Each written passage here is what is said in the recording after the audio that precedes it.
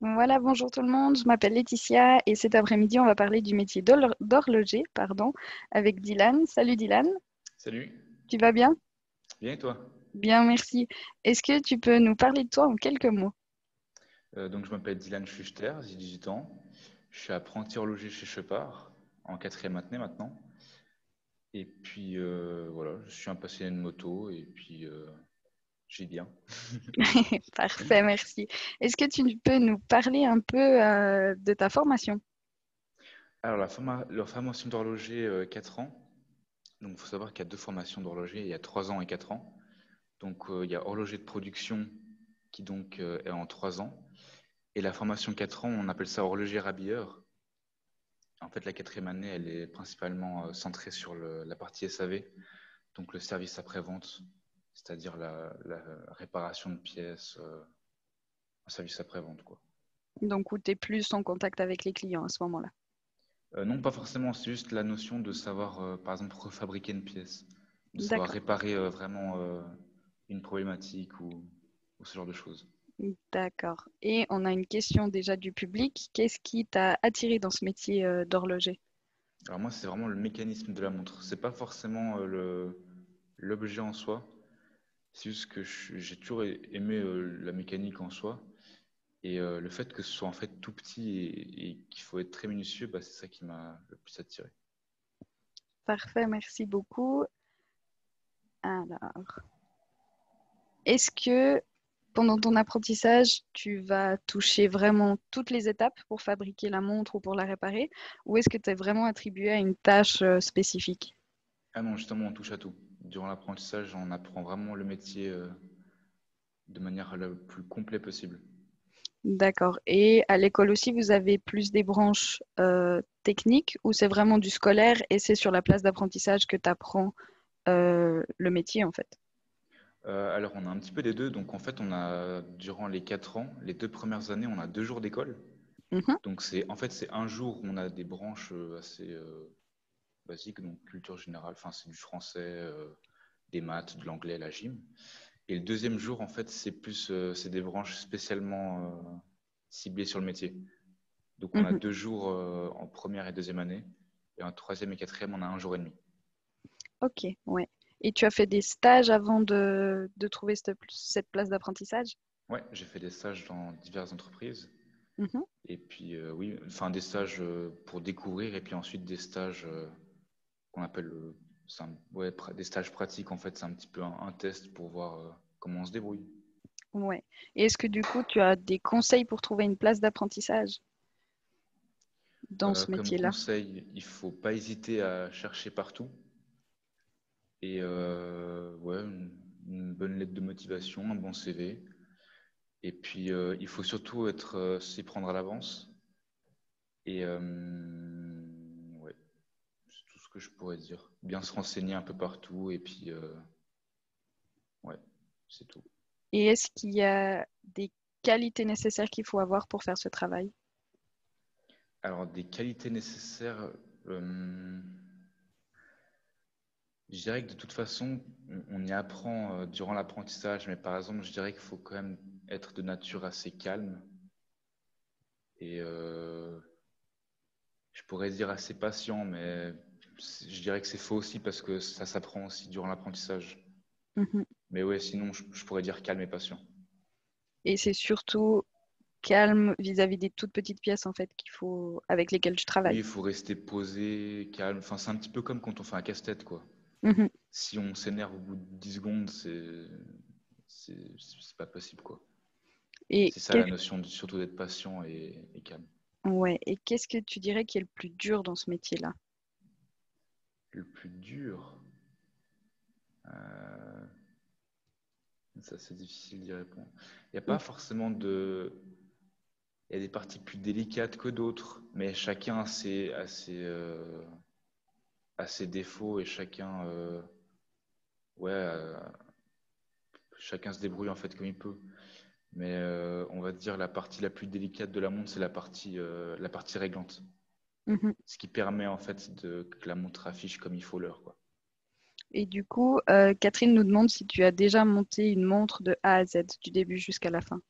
Ah oui, bien sûr, ouais. Donc, c'est quelque Oui. chose que tu fais dès ta première année d'apprentissage ou ça vient au fur et à mesure? Durant la première année, en fait, on apprend, on monte pas tout direct. On apprend justement en fait étape par étape.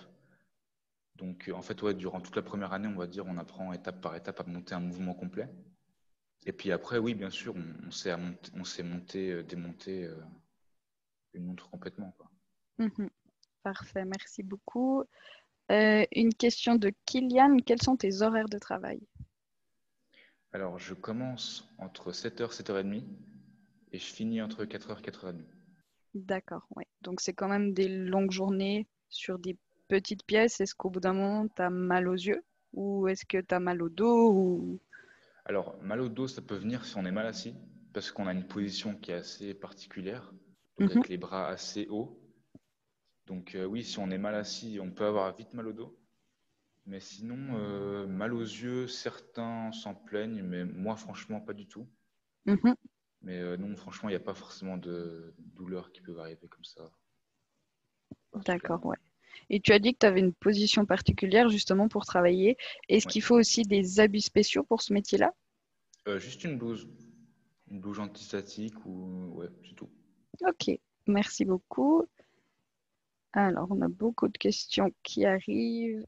Est-ce que ça t'arrive de travailler le week-end aussi? Non, jamais. Jamais. D'accord, parfait. Est-ce que justement, comme tu travailles pas le week-end, tu as le temps pour tes hobbies en dehors de ton métier? Oui, assez, oui. Oui, oui. Je dirais qu'on a plus le temps, si je peux comparer, par exemple, je sais pas, par exemple, ceux qui font le collège ou sur les choses où on doit pas quand même pas mal travailler à la maison. Là, on a quand même plus de temps pour soi, on va dire. On a quand Mhm. même de l'école, mais c'est que un jour et demi, on va dire, par semaine, donc ça va. Ouais, d'accord. Mais oui, en Parfait. soi, on a du temps libre quand même. Mhm. Et j'ai encore une question du public. Comment est-ce que tu as su que ce métier t'attirait en fait? C'est en faisant un stage. Je le savais pas avant, et j'étais pas un passionné de montre avant d'y rentrer dans l'apprentissage. J'ai vraiment découvert ça sur un stage, et puis ça m'a beaucoup plu. Du coup, je me suis Parfait. renseigné, et puis après, j'ai continué. Magnifique. Alors, par rapport à ton parcours actuel en fait, si tu devais refaire quelque chose, est-ce que tu referais exactement pareil? Est-ce que tu ferais quelque chose de différent? Une autre direction ou un autre métier ou tu es satisfait de ce que tu fais actuellement? Non, je suis assez satisfait. Je pense pas que je ferais différemment. Non, je trouve. Ouais, non, du tout. Non, Ah, je referais pareil. magnifique. Alors, je fais un petit peu le tri dans les questions parce qu'il y en a beaucoup qui arrivent. Est-ce que pour toi, il y a un moment particulier de la journée où, par exemple, si tu travailles sur une pièce, il y a une tâche que tu aimes bien faire? Hmm. Alors moi, ce que j'aime bien, bah, c'est justement ce que j'ai parlé avant, la partie la plus délicate. C'est, on va dire, la plus compliquée, mais c'est le plus intéressant à mon goût. Mhm. Ouais. Donc, Mais ouais, j'aime bien. du coup, pendant une journée, tu peux faire différentes tâches en fait. Tu vas pas Oui, travailler tout le clairement, temps oui. sur la même tâche. Ouais, ouais. Donc c'est quand même assez varié. Oui, oui, c'est assez polyvalent, ouais. Et c'est plutôt un travail d'équipe ou un travail solitaire que tu fais? Non, c'est plutôt solitaire en soi. Parfait.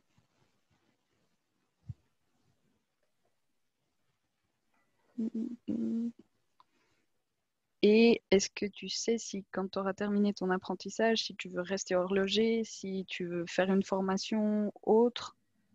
Moi, j'aimerais bien essayer de travailler directement en tant qu'horloger. Mhm.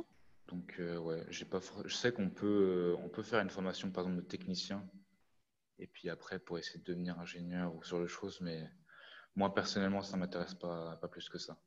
Ouais, d'accord. Donc, est-ce qu'on peut dire que c'est un peu le métier de tes rêves que tu as trouvé? Euh, Métier de mes rêves, ce serait un peu trop peut-être, mais ouais, il n'y a pas d'autre métier, franchement, que j'aurais envie de faire là. Mais en tout cas, ça correspond à tes attentes et à Oui, ce que ouais. tu voyais quand tu as fait ton stage. Oui, clairement, ouais. Ouais, Ouais. parfait. Magnifique.